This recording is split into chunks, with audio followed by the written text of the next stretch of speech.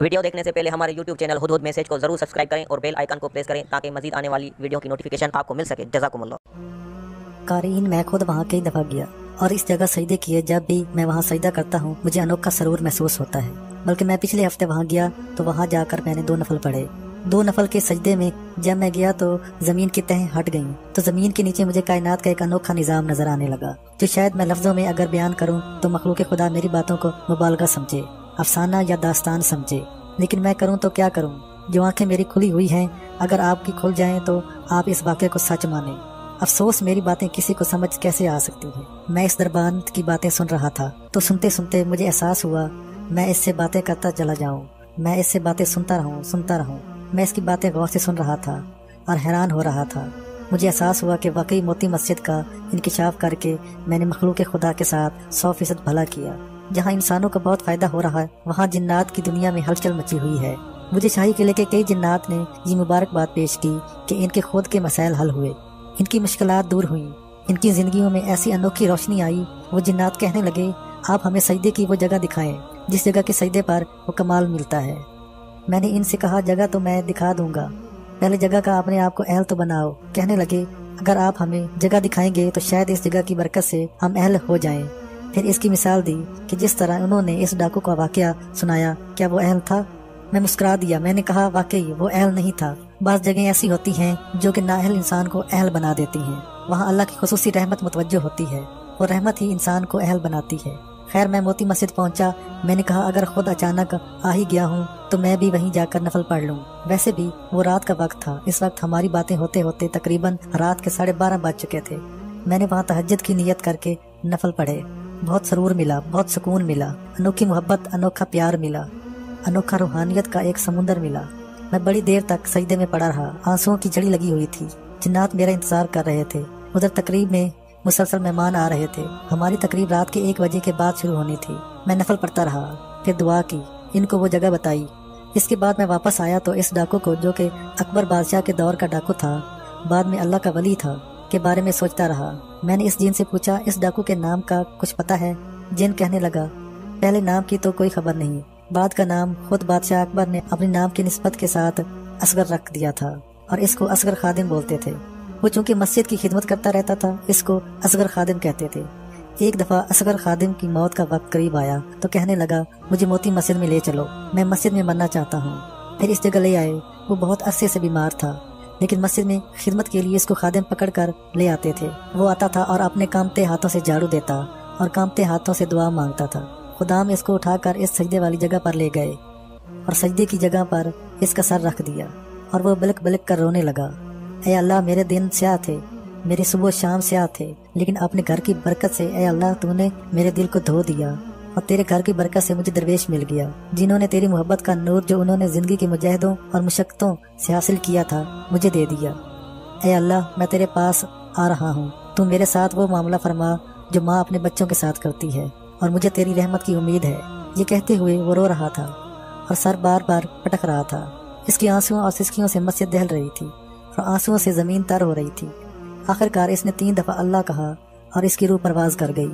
बादशाह तक जब ये इतला पहुंची कि असगर खादिम फौत हो गया है तो बादशाह इस तरफ आया जिस जगह इसकी मैयत पड़ी हुई थी। इसके हाथ पांव सीधे कर दिए गए थे और अंगूठे बांध दिए गए थे।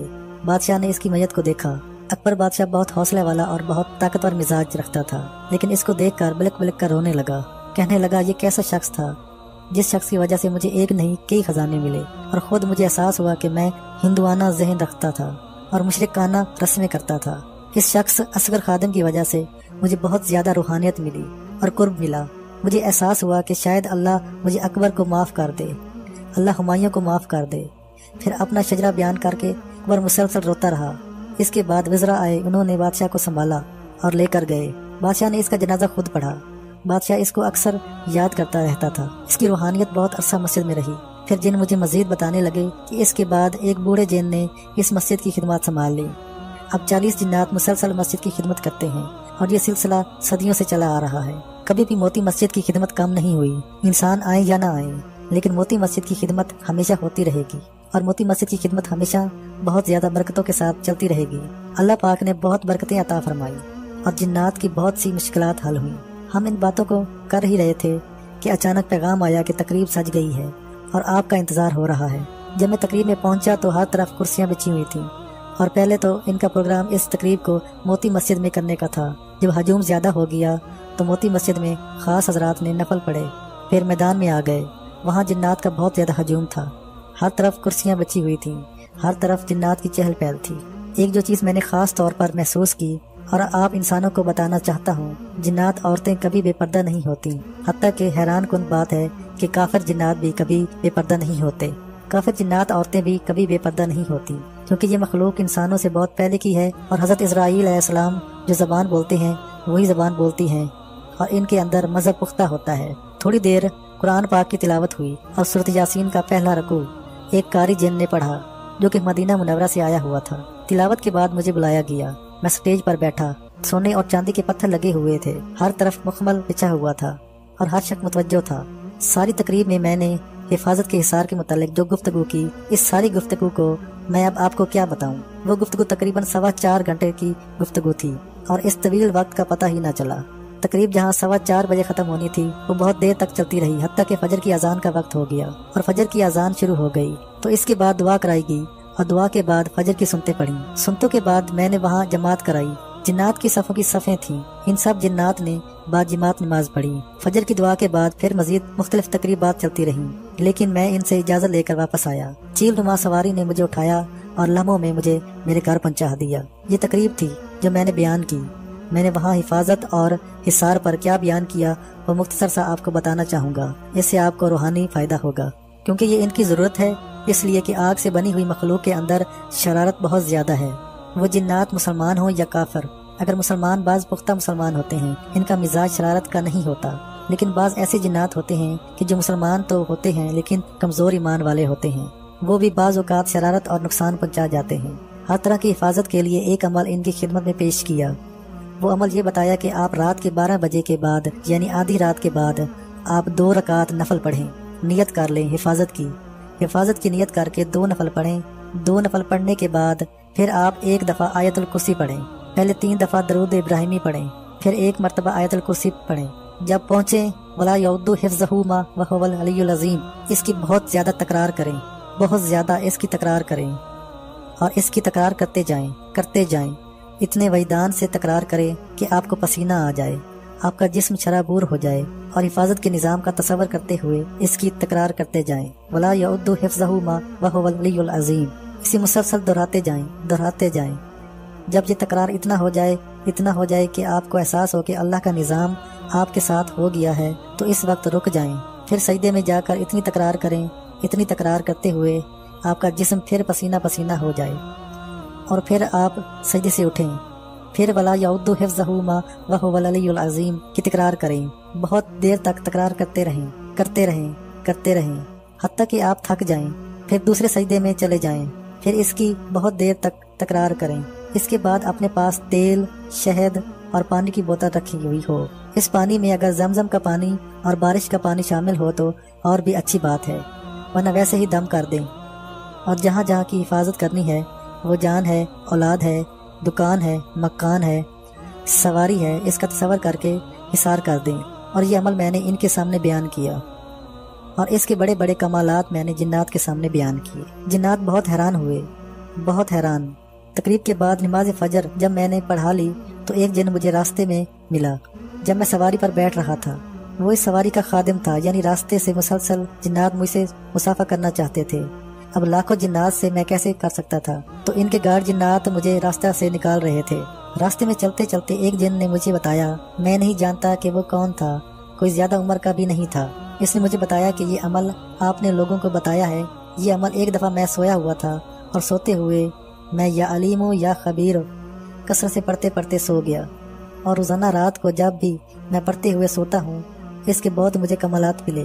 कहने लगे कि रोज़ाना रात को बिला तादाद कसरत से पढ़ कर मैं सो गया तो ख्वाब में किसी आवाज़ देने वाले ने एक अमल बताया और फरमाया कि अगर 7 समुंदर की मखलूक नुकसान देने के लिए आ जाएं तो कभी भी तुझे नुकसान नहीं दे सकेगी।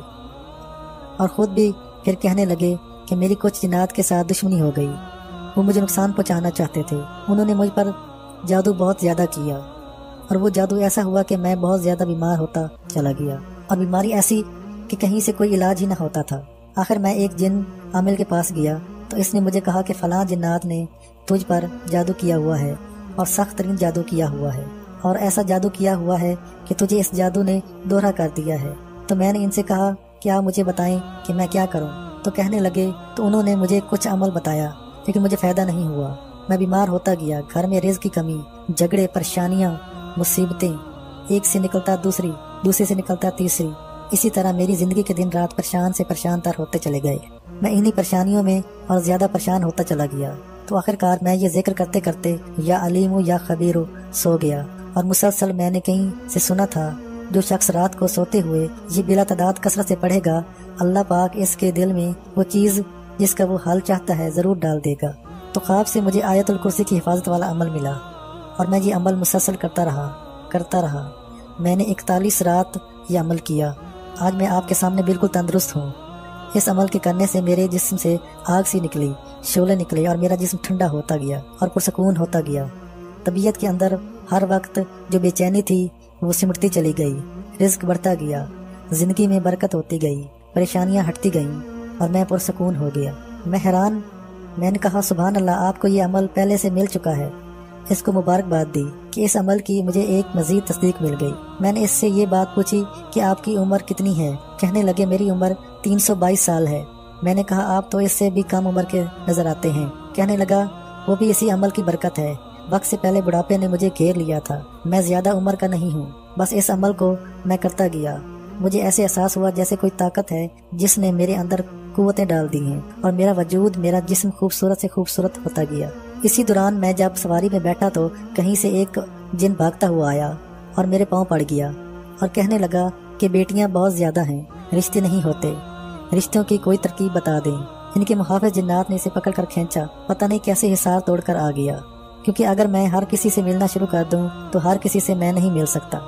इसे वो खींच रहे थे। मैंने कहा ठीक है, इसे छोड़ दो, मैं इसको बता देता हूँ, फलां वक्त मेरे पास आ जाए। मैंने इसे वक्त बता दिया कि फलां वक्त मेरे पास आ जाना।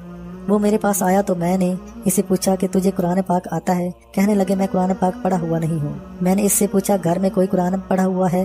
कहने लगा सारी बेटियां कुरान पढ़ी हुई हैं। मैंने कहा ऐसा करें, सब बेटियों से कहीं सूरत अल इमरान की पहली 3 आयात 319 बार अव्वल और आखिर 7 दफा दरूद शरीफ सुबह शाम पढ़ें। ये कुछ अरसा मुस्तकिल पढ़ें, कुछ माह मुस्तकिल पढ़ें।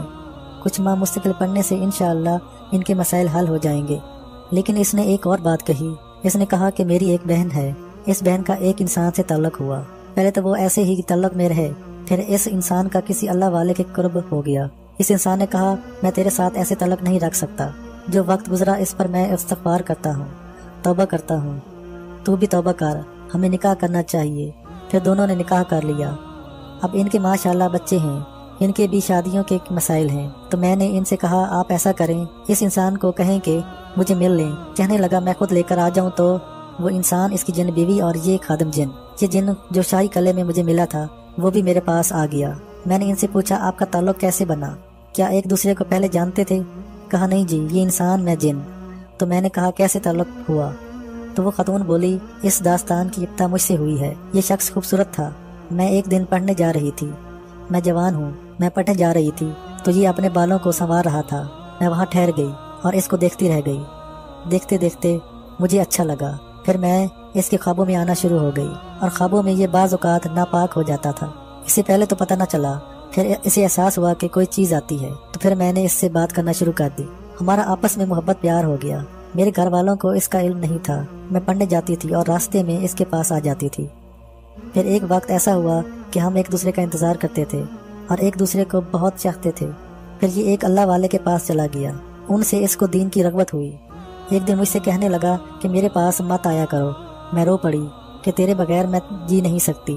कहा कि एक शक्ल होती है, तू मुझसे निकाह कर ले, वरना हम एक दूसरे के बगैर नहीं रह सकते।